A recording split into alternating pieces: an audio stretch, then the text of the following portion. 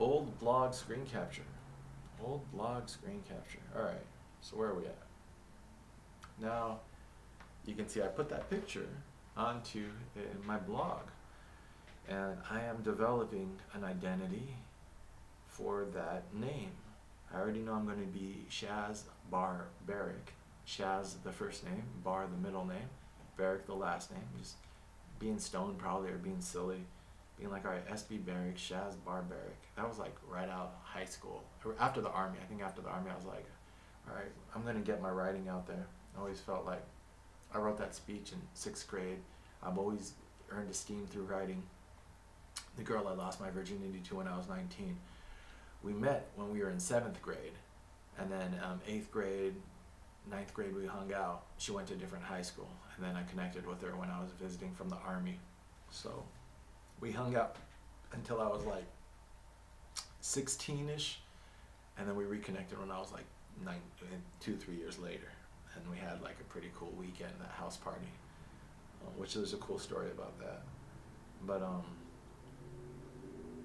but yeah, we would pass notes. We didn't have cell phones back then, 2000 or 94, 95. Like Saved by the Bell, like was it Zach Morris cell phones that were like as big as a brick, but we didn't have. So so yeah, we'd pass notes, and then like we would fold notes, and the girls would fold their notes intricately, like a heart or something, or like, and then we'd pass them like in class, or especially between periods. So basically, like, you'd be in class the last couple minutes or something, and the bad kids would just, that's all they would do during class. And you're doing 5, 10, 15 notes. And then during your passing period, you'd basically go and pass your notes to people. You pass to so-and-so to pass it to so-and-so. And then the next class, you got to read all your notes and then pass them again. So I wasn't big on that, but I would do some notes. And me and this girl, that's how we became each other's secret Santa in English class. We were in English class together. And she loved to read, and she would go to the library and pick up these books on like Viking lore or whatever. And we were in a play together. She liked acting, the class play. We were in a group project together, me, her, and that best friend who made the Shaz Barbaric email for me.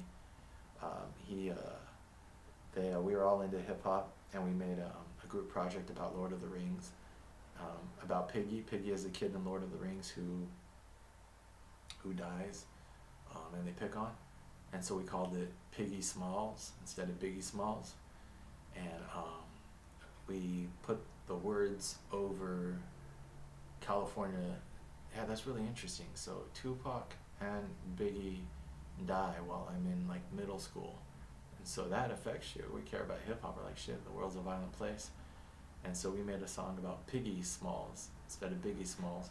But then the lyrics were over California Love, because California Love was like just playing nonstop, like, so it was like, out on the wild, I'm just a child, but I'm only dreaming. Soon as I step on the scene, I'm hearing Jack screaming, feeling for, and then we just went off, and we were like, we put in the conch there, pass me the conch, say what you say, give me that bomb beat for so and so, and I forgot, and then we had a hook, and then the girl that my little love back then, she was singing the hook. She was like, Piggy, Piggy, Smalls, and we all like, so that was a good like thing she remembered. We stood up in front of our class and sang that. But anyways, so so that was like I forgot why I brought that up. Yeah, when did I become Shaz Barrick? Oh yeah, because of the writing. So I kind of won her over through the writing, giving her a bunch of letters. Again, being way too intense, learning how my intensity is a gift as an artist, so don't be too hard on myself. I never have. I've always been pretty even-handed, even with myself. My lows are low and my highs are high, but they're not clinical depression. They're just like, I just kind of, when I'm low, I sit with it, and that's something I've learned in the Eastern meditation practice, that this intuitive wisdom I have is shared by many others, and that's why I feel it's a strength, because it wasn't given to me from without. It was recognized that what I have within is something that other people have practiced and cultivated. So I'm tapping into a tradition, but I'm not necessarily hearing it for the first time. I think I always had like that aptitude. So so I'm very sensitive, putting my emotions on her, and you do that through these letters. I think I sent her a 4, 5, 7 page letter once. That was like when until we reconnected when we were adults, that was like the break. It's like it was too much emotional overload. She was dating a friend of mine. He was a cool kid. She told me at one point, I'd date you, but I'm afraid what people would say. She either said that or a friend said that. And that's one of those things that when I look back on my life, not as an excuse, but not being in the dominant narrative and not being one of the cool kids, like, affects your ability to develop relationships with, like, if I am in love with a cool girl, it's interesting. I'm still thinking about that. Like, because I'm happy about how things turned out, and I'm happy about how I turned out, and I'm sure she's happy about how she turned out. But, I knew cool people and I hung out with them, but I wasn't one. I was a sheltered little Christian kid, but I wasn't bullied really. I mean, to the point that we became friends and we all had respect for each other. I knew the dude she was dating, and he was mad at me because I would hang out with her, and he tried to even like front on me a little bit and be like, "Yo, why are you hanging out with my girl?" And I was like, "Man, it is what it is, you know. I'm too much of a dork to be a threat to anyone."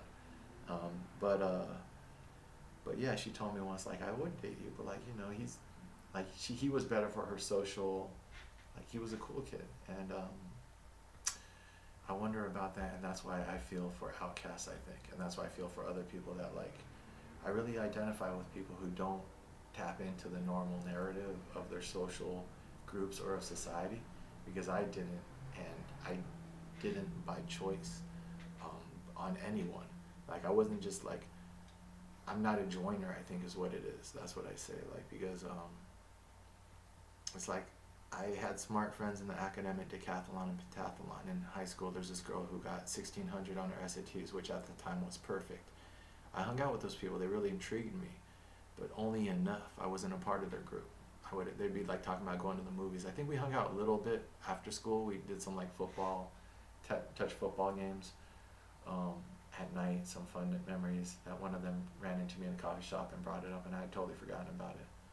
But like then I had my friends I would like play basketball with. We would like play. We would like take go-karts, or I mean, we'd take shopping carts and we'd take a hacksaw and cut them off and turn them into go-karts and go to the very top of Mountain View, the hill, and then ride down the hill on our little makeshift go-karts, go into the sewers underneath the city until they locked them off with our bikes, and like do like crazy adventure stuff. Like when we were starting to drive, I had this video which I lost of my friend. He had a truck, and we put a tire and we tied it with a long rope to the back of his truck, and he went through the fire roads above Loma Linda. There's all these hills.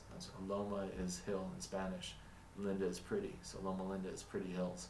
So we drove up in the back of the hills, and someone sits in the tire, and you cover your face with like a shirt, like a makeshift goggles, and you're just in the back of on a tire on a dirt road, and you're riding it like a wakeboard. And then if it goes around a turn and you're on these hills, you just fly off the hill.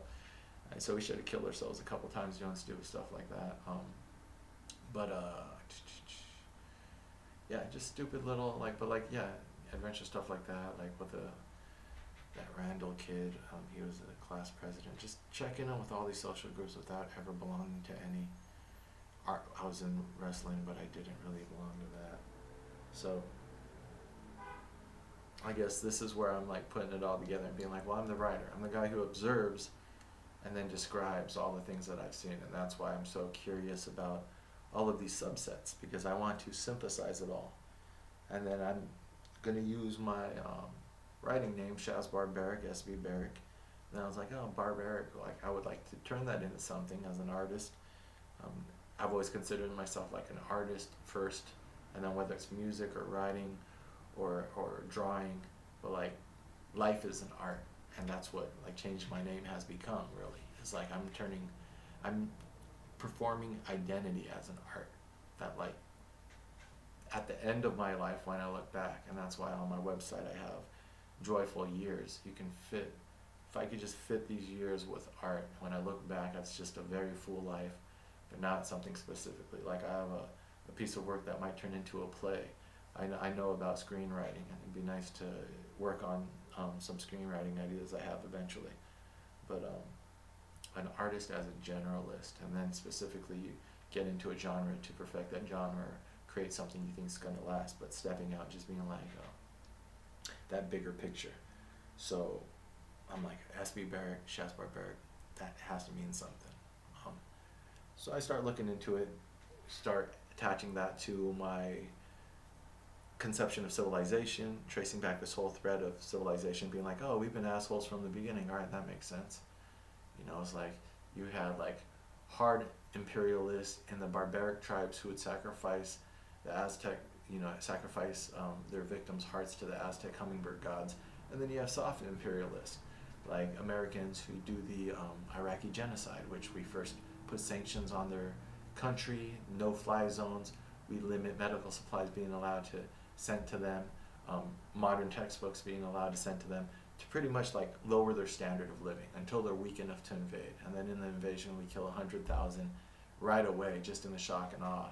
And then we kill millions just in the way we execute that campaign. Their body count doesn't mean nothing. Our leaders say that they don't count bodies. They don't basically, there's no other clear description for dehumanizing the other than saying that they don't count the number of them that you kill. That's something that I noticed when my uncle died this year. And I did a mushroom trip March on my birthday, March 15th, one of my best ones. I have the recordings, I'm still unpacking it, figuring out if I could live by that wisdom. Because you go out into that world and, some of it is odd. I don't believe that everything that you see and speak and do while you're under the influence you need to abide by, because some of it is confusion. So I listen to that, I still have to listen to that. But one of the things that I did come back from is like I have to do that firm break from Christianity. I have to outgrow that spiritual system. It's too faulted for me. I need something more thorough.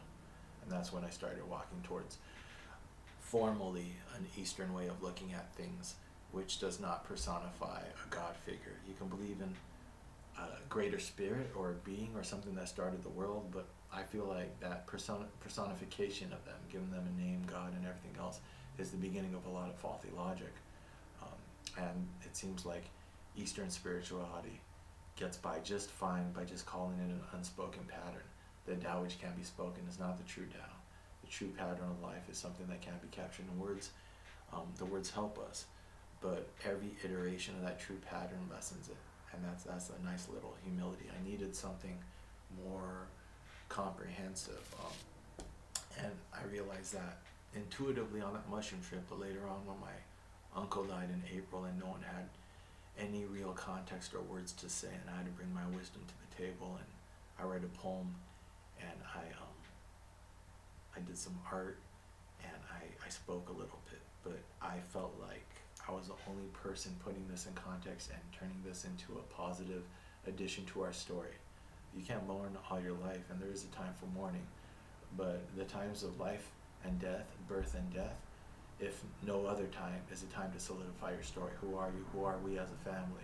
Who are you as a brother, as a mother? And I wasn't getting anything from these people who are, they're not, my family's the most Christian out of our extended family, but I wasn't getting any leadership or guidance. And that's when I came up with the phrase that if your faith, if your belief system, religion, or whatever it is, if it offers you no comfort in death, then it's not worth anything. So that's why I was like, I said to myself, I was like, if you get no, because that's the biggest existential problem you have in your life, is facing your death, facing the death of your parents, and possibly of your loved ones, and then of course of yourself, of your mortality. If your belief system does not help you with that, comfort you, give you some armor, some protection, I'm not saying like head in the sand, like we're all going to heaven, unless that's what you want. But that's in my thinking over this last year, I've walked myself towards that if nothing else, your belief system should give you peace. And as the denial of death, that book talks about, your fear of death might be one of your biggest drives, might even be bigger than your sex drive. The existential dread that someday you will die and life will continue without you. And you're going to be, here's life and here's you, and you're going to stop. And life is just going to keep going forever, for infinity. And that person that you were was only this little stop. You were born, and then you stop. And then life and all the people you love and everything else and all of our iPhones and all our TV and everything, and you stop right there. And that's like an existential, like you're just a blip, you're insignificant compared to the bigger scheme of things. So how do you deal with that? Well, what's your system of belief? Have you made your peace with that? And so then you come up, I guess if I had to summarize mine, is I look forward to the time that I'm returned back into the fabric of life itself, out of which I came. And you don't remember before you were born. You won't remember after you're dead. There's no reason to fear or to worry about what you can't control, all these little, but you have to have some sort of holistic, you don't have to, but I feel like it makes for a stronger mind to have a system which allows you to have peace with that. So this is the beginning, I guess, of the creation of systems, barbaric, that I am opposed to this crazy civilization as I see it. Starting to see enough. I saw the armed forces, I saw the military, I saw my jobs. I see this girl that has my heart and how she's being lost and falling through the cracks. And I don't blame her, because what am I going to say? This is something that I come back to repeatedly. I'm going to tell her to get a job. I don't believe in that. I don't want the jobs. I'm going to tell her to go to school. I don't believe in that either. I don't want to go to school. All I have is art. All it is like, I just want to create art and then share that with other creative people and show them that there is another way. And then when I sit down to create art, I'm like, but I don't have a voice. What am I supposed to say? What is worth saying? And that's where I go back to, all right, who has said anything worth saying in the past? And then I read a really good speech by Ralph Waldo Emerson, loving poetry and starting to realize that poetry is a synthesis of truth. Poetry seems to be where humanity, that's why every culture has a poet or a poetic tradition. And in most cultures, they're elevated to the top of that culture. If you say that America is not, then why do we love, pop culture and hip hop so much? Because at heart, those guys are supposed to be lyricists. And words put in such a way that capture meaning concisely, stored for future generations, for times when you need them. So you're basically compacting wisdom into a memorable way. They say that there's Vedas that were kept through an oral tradition, Indian ancient wisdom kept through an oral tradition over like thousands of years, and they only messed up 2 words because of the ways in which they would repeat them. Poems and tantric ways of saying things, and the Torah, or what is it? Islam the same way, right? Wasn't that all oral, spoken, and then just repeated, memorized? Language, words seem to be how humans always captured wisdom. Before the Egyptian, I just saw a recent video where they talk about like ancient Egypt, and when they first introduced writing, they were very suspicious of it. And they said this is going to ruin people's memories because they had an oral tradition. Most ancient cultures had the oral tradition. So yeah, now we have basically a shaman of the word, Ralph Waldo Emerson. What did he believe? Well, an intellectual and an artist with a pure heart is going to come back to pacifism. Now, any rational mind is going to come back to pacifism. That's why if you just look over and over in history, it has a moral high ground. But then I wasn't too deep into that. I read the speech, I liked the speech, I needed more context to really understand it. It's a great speech, and Ralph is a great person, but I just saw barbarian. I was like, great. And then you have to also think this is early years of the internet. 90s is the birth of the internet, but the early 2000s, I would say, is when the internet was robust enough that you can really search for things, download things, accumulate information with less oversight and censorship. And right now I feel like the late 10s, whatever you want to call it, the late teens, we're approaching the closing of the internet. You have a lot more censorship, I feel, within the last 5 years. Stuff I could find then I can't find now, and limits. But you can't, the internet is an open source system, so it should outpace that censorship. But if, you want to fight the good fight and support it. So I said, I found this just I have my little laptop that I got from that college money, and I'm not doing schoolwork, and I'm not working. I go to my parents' office sometimes, make a little bit of money just for a little bit of like play money to keep me gas money and hang out, and still trying to chase this girl who's on one with the drugs, and then I'm just in my room, just searching. Oh my gosh, the CIA did what? And oh my gosh, the blah blah blah. And then like, how am I going to contextualize this? All right, I'm Shaz Barbaric. I'm the barbarian. I'm the antithesis to civilization. You have civilization as this thesis, the Western tradition, and then the barbarism as the synthesis, what brought down Rome, the barbarians at the gates. I mean, the thesis is Western civilization and the canon and what they believe, and what they believe is a moral high ground, that they define what it means to be civilized. And then we have the antithesis, which is the barbarians, the Germanic tribes, barbarians who had their own moral code. There's a reason why they brought down Rome, is because their form of civilization was stronger at the time, or else they wouldn't have been able to overrun them. If you read history, nothing is won through pure brute force alone. You have to have a code, and you have to have social cohesion, or else you only get temporary victories. You don't have long-standing. Like Genghis Khan killed a lot of people, but he had the best social cohesion at the time, or else his empires wouldn't have lasted 3 generations. No other empire lasted as long as his did. Every empire usually peters out at least by the sons or the grandsons. His went past the grandsons.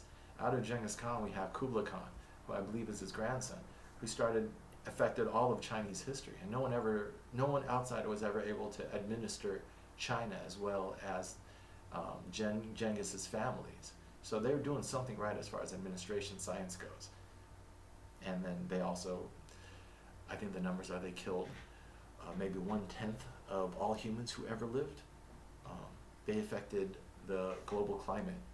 Genghis killed so many people that you can actually see it in the global climate records, that there is like an effect on like the amount of carbon or something like that. But like, so I don't want to minimize his murderous ways, but to talk about civilizations, I bring that up because I feel like it's an outlier, not often discussed. That was a form of civilization, as a form of society. But Ralph wouldn't agree with that. Ralph felt like we just needed to be a little bit nicer to each other. We needed to evolve. Ralph voiced the historic pacifist voice that you find his words in Howard Zinn, you find his words in Albert Einstein. I read a lot of quotes at the end of Vampires in Iraq that I was starting to accumulate. Just how many different perspectives and different voices get on this pacifist train, because it really is the next step in human evolution and human consciousness. And that we don't have to do anything, but I am attempting a life of intellectual honesty. So if you are as well, we're going to end up in the same direction. We are affected, as boys and barbarians are, by the appearance of a few rich and willful gentlemen who take honor into their own keeping, defy the world. So confident are they of their courage and strength, and whose appearance is the arrival of so much virtue and life. In dangerous times they are presently tried, and therefore their name is a flourish of trumpets. They, at least, affect us as a reality. They are not shams, but the substance of which that age and world is made. They are the true heroes for their time. And then Walt Whitman, of course, I too am not a bit tamed. I too am untranslatable. I sound my barbaric yawp over the roofs of the world. Shaz writes fiction, nonfiction, and other while traveling the world. He calls California home. Hadn't gone to New York yet, so I was in California. Ralph Waldo Emerson is actually making the opposite point in that quote. He's bringing that up. Back then, people wrote so well because when you argue a point, they would make the point that they're arguing against, they would make it for their opponent better than the opponent could make it. And then they would argue it. So it was an honorable thing where it's like, I want to argue the best version of your defense. So I'm going to make it for you. And since I feel like I'm a better wordsmith than you, because this is ego and like that's how we're also going to win, I'm going to make your point better than you can make it before I dismantle it. And that's what he's doing. He's basically, I just like the term barbarian, but when I looked into it, I realized that he was talking about the warmongers, and he was talking about the appearance of the few rich and willful gentlemen who take honor in their own keeping. So he was saying, yeah, we respect these guys who make war and then generate civilization. And then he was attacking that theory that civilization required war, and that because basically what he understands is that you're going to defend warfare by saying it's the progress of civilization, and all of these heroes who are in our canon of history. So he's saying, yes, we acknowledge that the appearance of these heroes, he's not taken away from the, and this is shortly after Napoleon too, I think mid 1800s. So he's saying, I'm not taking away from the historic strongman of history. But then he goes on and says, but can't we imagine more? Which is pretty much, I think, the highest argument of pacifists to come back to, is not to take away anything from your version of history, but can't we imagine a progression away from so much bloodshed? Like, that might be one way to further civilization, but let us put on our creative thinking caps and be a little bit more imaginative and a little bit less bloodthirsty. It's a very soft sell for pacifism. So in this part, it's funny because by calling myself a barbarian in this sense, I'm actually saying I'm a warmonger. He was, and that's why he said boys and barbarians. This shows his ethnocentrism, because again, barbarian, the etymology comes from those who can't speak the Greek, who live beyond the city walls, just like savages, those who live in the forest. And so boys and barbarians, it's not just language just because it sounds nice. Those are both pejoratives. He's saying that those who are immature and those who are not civilized have this viewpoint. And so he's attaching warfare and the strong man of history to the immature, uncivilized view.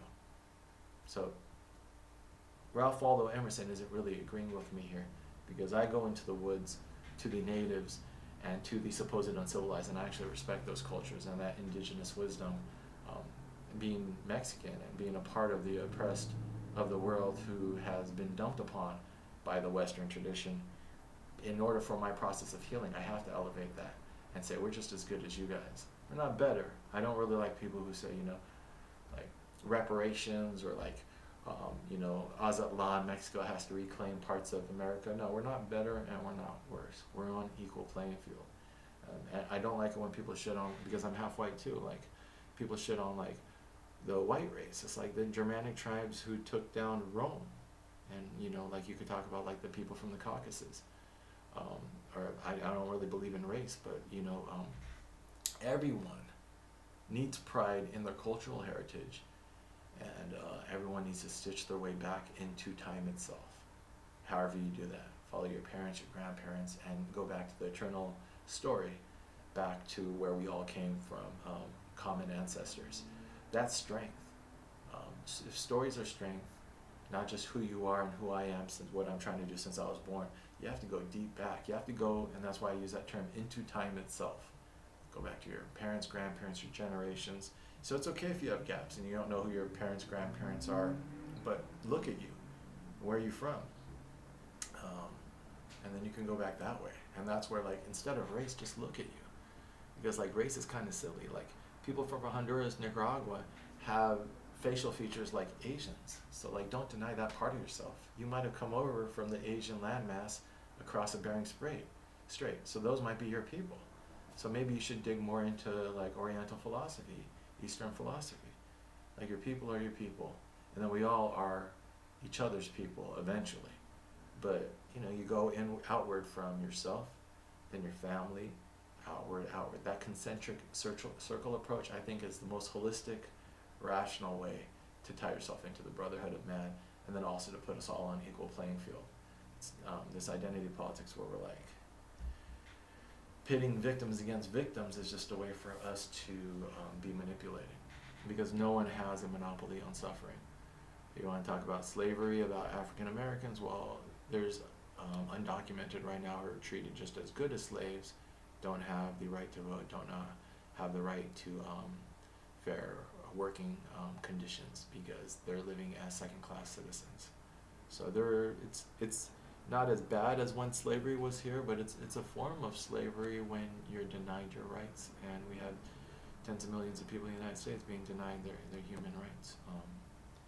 And then people might say, well, they don't have to be here.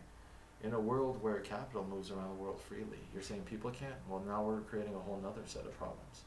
Why do we give more power for capital to move freely around the world and not people? Then obviously one of them is going to take advantage of the other. And then you start to realize nothing requires strong emotions. The strong emotions are compact thoughts. So when they come out, try to record them if you can, write them down when I'm doing recording, and then unpack them. But unpack them to the point that we can get back to a calm discussion. When people disagree, ask them to defend the worldview and see if it holds up. Because if your worldview makes more sense than me, then I would love to adjust mine to be more in line with yours. But if mine makes more sense than yours, then, you know. And Walt Whitman, I think he's more along my spirit, where he was a naturalist looking towards the so-called savages for wisdom. And you'll find this over and over again in the Western tradition, since it's devoid of a certain spirituality. These conquered people, which it oppresses so much, there's defectors within the Western civilization and canon who then recognize that there's wisdom within those oppressed people, which are important components to their sense of humanity. And so they'll go and they'll try to reclaim it. Bartolomé de las Casas was the monk who, while the Spanish were conquering the Aztecs and destroying their culture, was trying to preserve it. There's only one of him compared to thousands of people trying to destroy this culture. So he preserved what he can. Walt Whitman is, I feel, doing the same thing in a smaller way, but his barbaric yacht and going into nature and stuff, he's living like an Indian. He's living like a Native American. He might not say as much. I have to look more into Whitman, but this is the reaction, the defectors from basically the Western tradition.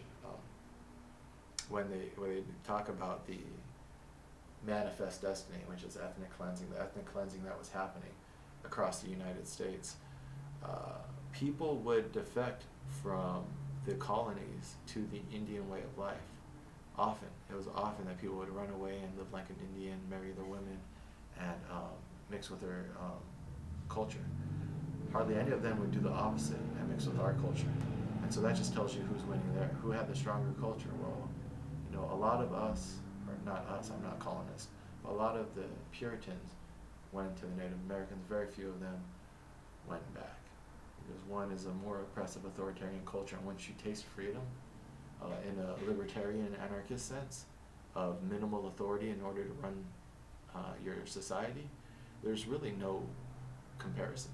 And that's what we had. Occupy Wall Street proved that too. Is you had old union leaders and old party groups trying to organize people for a protest.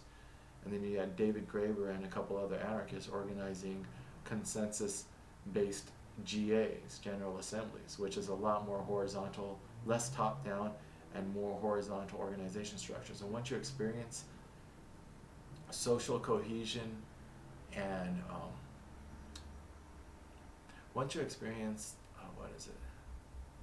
order without authority, then why would you ever choose order with authority? The only reason people cling to authority is because they feel like otherwise there'll be chaos. So once you experience ordered civil discourse but with minimal authority, then why would you go over here to these people telling you what to do? And then that's why also these examples of order without authority are always sabotaged, because the greatest threat to an authoritarian system is a good example of not having that system. The greatest threat to authoritarians who are trying to control everything is someone over there in that corner trying to show you that you don't need to be this way, that there's alternatives. And so what you'll find is authoritarians are constantly trying to squash examples of why they're unnecessary and build moats around their power structure so they can't be challenged. But we're speaking ahead of ourselves. This is more than enough. This was a blog. I started and then stopped, ran in that direction, and then what did I do? What did I do instead of doing this blog? Because if I'd done this blog, I would have been doing this 10 years ago. But it's okay, because I had more to learn in life, which is how life works out. Life works out in its own time frame. And if you're sincere and honest with yourself, then we're just along for the ride, living in the moment and enjoying the experience.